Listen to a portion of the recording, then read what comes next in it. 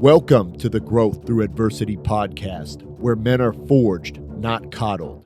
Here we dive deep into the path of true transformation in pursuit of physical, mental, spiritual, and temporal growth. We talk training, nutrition, business, mindset, and spirituality. We embrace strength and we loathe ease. We reject weakness in every form and cultivate power, the will to power itself. This is the rebirth of modern man. Raw masculinity, tempered by reason, virtue, and right action, because nothing of value is earned without sacrifice. Let's begin our apotheosis together.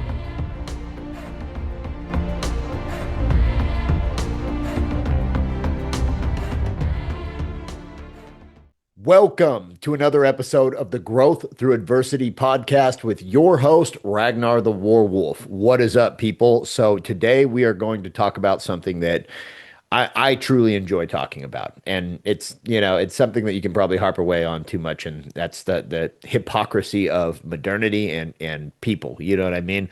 And in specific, so there's a phrase and it actually came off of a shirt that my brother had. And it just kind of always stuck with me, man. And it goes, nature is metal. Death by cold, death by starvation, death by violence. And when I first saw it, I was like, man, that's fucking accurate. Like in nature, things don't die in nature from old age. We are one of the only fucking species on this planet that regularly dies from old age. And that is only something that's, since the Industrial Revolution become something that's relatively common amongst humans. Everything else, it's one of those three things that usually gets them dehydration, depending on the climate, heat, exhaustion. But yeah, starvation, cold, violence. Those are your three options in nature. And what gets me is that, and usually I can just sit there and I can ignore people and I can ignore the fucking chatter and I can ignore the hypocrisy and I can ignore all the bullshit, right? Like it doesn't really bother me that much. I just fucking like there's a bunch of people that talk about a bunch of shit they don't have any idea about, and that's fine. It makes them happy for them. Like we live in a world where you're able to do that. That's great. I'm a true supporter of it. But like recently, and maybe it's just my feed, but I've been getting more and more of this these like fucking chubby guys with like all the like paramilitaristic gear, you know what I mean? They have like the vests and they have all the rifles and they have all the, they look like some shit out of a Marine Corps movie or something. But it's all shit they bought online. And they're always, they're screaming about overthrow the government and return to nature and like back to our roots. And you're looking at these guys and like their guts sticking out from underneath the fucking little, their vest. They can't they're not running anywhere. I guarantee you that. And I'm looking at these guys and I'm like, man, return to nature, really? Like, motherfucker, you can't walk up a flight of stairs without getting wounded. What the fuck are you gonna do in nature? And it's so fucking illogical and ridiculous to hear. And it reminds me, so I obviously like those of you that know me, like I grew up in Alaska, right? And so we have a lot of untouched nature up here. And I'm and by no means like a mountain man or anything like that, but I've grown up doing outside stuff. I've grown up hunting. I've grown up fishing. I've grown up camping. I've grown up rucking and hiking and doing all this stuff, and it's a part of who I am and I enjoy it. Um, and when I was a kid, I used to kind of go out into the woods to get away, because I'm an introvert and I don't really like people, and I never really have had a lot of friends, and I've never really got along with a lot of people, and I've never really been into social stuff, I've always had a very tight knit group, and even with them, I can only hang out with them so long, and then like I want to be alone, so that's kind of just a part of who I am. So I would go off into the woods, in my teenage years, and there was this spot we used to go, and we'd take our 22s and we'd hunt rabbits. There was this little, spot, and there was a brush line, and there was a river, and for whatever reason, and then it was kind of like open between the brush and the river, and for whatever reason, the rabbits really liked the brush line. They'd hang out on the brush line, snowshoe hares up here mostly, and we could walk along, and if you had real good eyes and you were going slow enough, and sometimes you could spot them before they bolted, and you could clip them with the 22, and it was something, my brother and I used to do all the time, and it was one of our favorite things. And so I went out there alone one weekend because I was just like, I can't remember what it was at the time, but I was going through some kind of teenage angst, and And it was in the spring, and it was actually the reason I came back early is because it started blizzarding while I was out there. But it was like, it was in that transitional period of spring, and but there was still snow on the ground, and it was obviously it still snows. It snows, it's literally May right now, and it was snowing here the other day. It's almost June, so that it's Alaska for you. Um, this was earlier in the year, it's probably April or so. So there's a lot of snow on the ground, which is a good time to hunt the bunnies because sometimes they're still white and but part of the grounds are brown and you can pick them out easier. Same within the fall, they start turning white, but the ground's still brown and it's the easiest time to spot them. Other than that, they're like little camo little dudes. And so I was walking along. I came up to the top of this hill and man, I started noticing like blood and fur, and I was like, "Fuck, what the fuck?" And I started looking a little bit closer, and there it looked like a bunch of really big dog prints. And I'm like, "Oh shit, that's a wolf kill." And immediately, like, I panicked because all I had was a 22, and if I ran into a pack of like ravenous wolves with the 22, that'd probably be a bad day for me. And so I started looking around a little more. And the kill was obviously very old. It's been days, weeks, if not.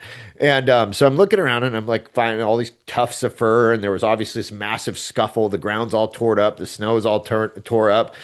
And I started following this, and I realized later it was like a bloody drag mark. And it went on for about 50 yards. And at the end of it, there was most of what was at one point a calf moose carcass.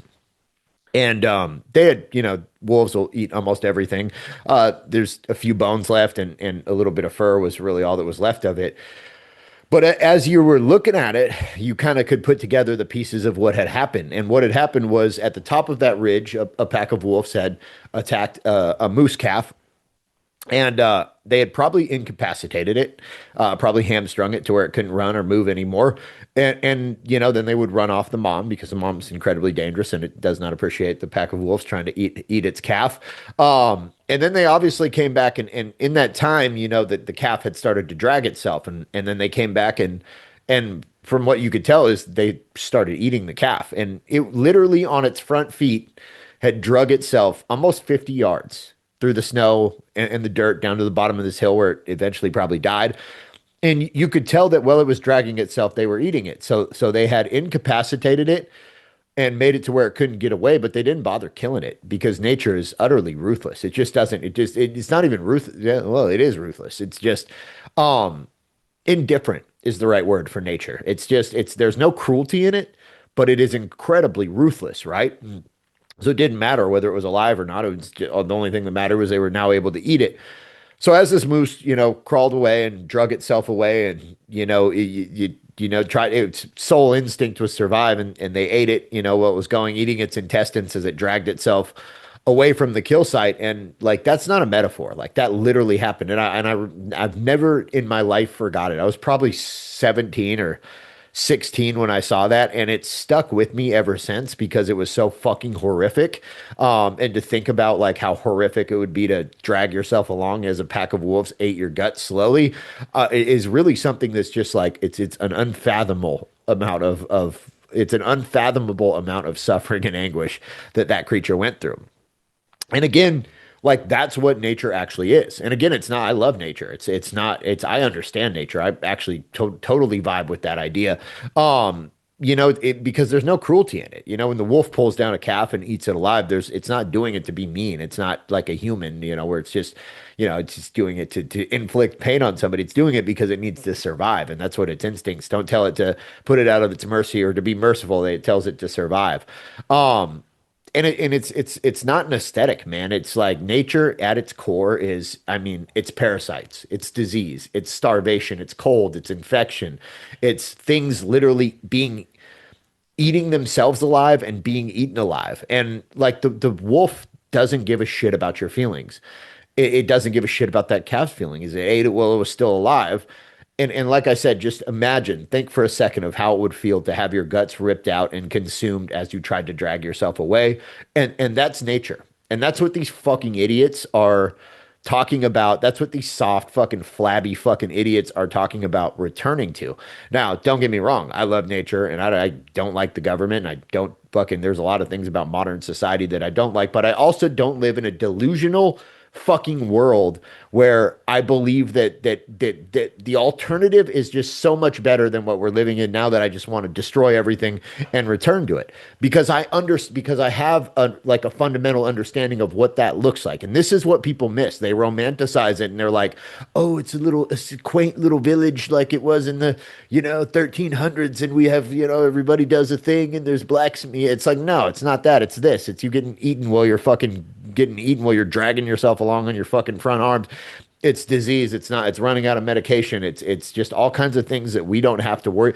Even your fucking water will kill you. You know what I mean? It's you don't even know how to get clean water out there. And it's not an easy thing. It'll fucking kill you quick. And that's every one of these fucking dudes is what they don't think about. But the fact is that they live off all the modern amenities. They live in cities or they live in towns. They're literally working at fucking jet desk jobs. Most of them have never done anything hard or slept a day in their fucking life. You know what I mean? Like it is entirely theoretical and it is entirely a delusional version of theory that they have created in their mind, or based off of like some camping trip in their fucking fifth wheel with a fucking generator and a satellite TV at 10 minutes away from a grocery store. Like that's not nature. That is still a city. Like that is literally like you are still living in a modern city and utilizing everything that modernity has to offer. Put a fucking backpack on your back and walk into Denali Park for 2 weeks or a month. You know what I mean? And bring nothing but a bow and a knife and as much water as you can carry in and as much food as you can carry in and come back and you will have a different respect for nature and you will not be romanticizing it anymore. I promise you that because you're going to come back hungry. You're going to come back and that's what like I'm saying. Like these guys have never really been hungry. Not like I missed lunch hungry. Like I forgot to eat breakfast hungry. Like starving. Like where your body is starting to consume itself for fuel, where your organs are no longer operating properly. Like that kind of hungry. You're going to come back full of parasites, ridden with fucking parasites. They're going to take you months to get rid of, if you ever get rid of them. You're going to come back with infections from cuts that didn't heal clean. And you're going to come back diseased, beat up, and very, very, very grateful for the same things that you want to see go away in modernity. Like, and that's like you have to have that context and that frame of reference if you're going to open your mouth about something because like romanticizing nature is great. Like I love nature and I think we need to preserve it. I believe it's declining and we're turning the world into a giant filthy city and I don't like that, and so I'm a big fan of nature.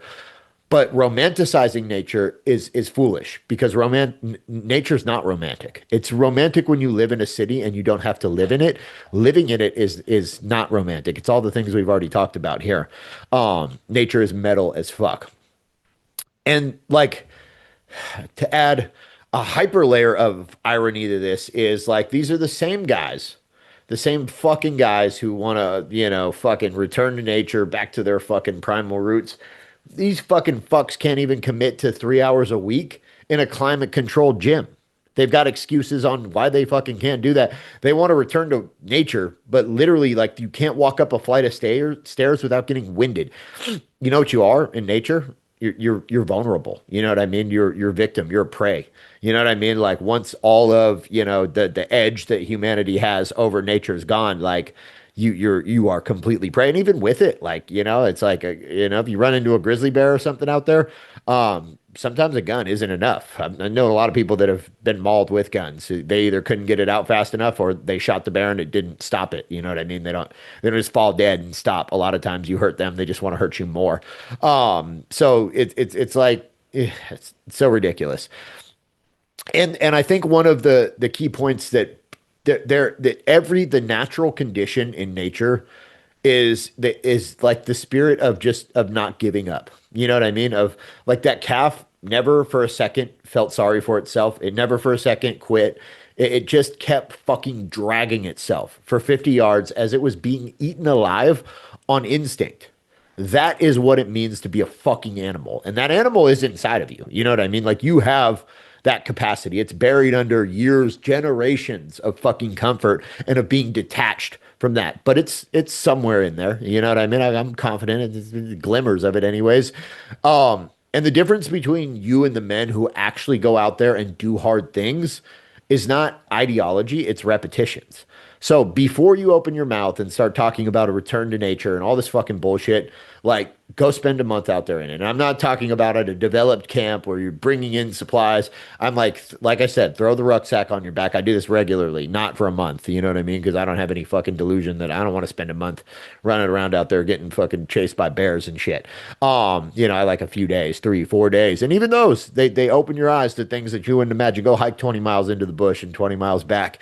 Um, and it's there's gonna be times out there where you're gonna be scared. And not just like it's not inconvenienced by nature, like scared. Like things are gonna happen like I've crossed log jams that I was like literally I'm like, man, one slip here and I'm, 10 miles alone out in the middle of nowhere. One slip here and I'm under a log jam and I'm slowly drowning. You know what I mean? And there's been times where, we've ran into animals and bears and moose and all kinds of shit out there.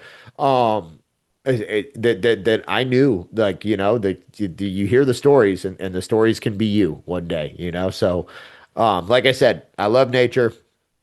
I'm a man who respects nature, and I'm a man that attempts to be a creature that nature would respect. You know what I mean? In trying to enhance those primal elements within myself, but stop romanticizing the wild from from your fucking couch. You know what I mean? Like, the wolves that ate that calf, they don't respect your theory. It respects the animal across from it. And that's it. You know what I mean? And so if you really want to respect nature, awaken that animal within yourself and bring out those savage parts of yourself and try to, be grateful for everything that you have. Be grateful that we get to live in modern societies with modern amenities. But prepare yourself for an eventuality where maybe you won't have all those things, but you're actually ready for them. You're not on fucking Instagram talking about it.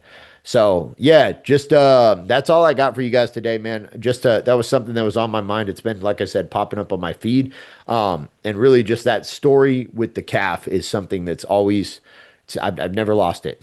And it gave me a very different respect for nature. And it gave me a very different outlook on nature altogether. And it was a really powerful experience.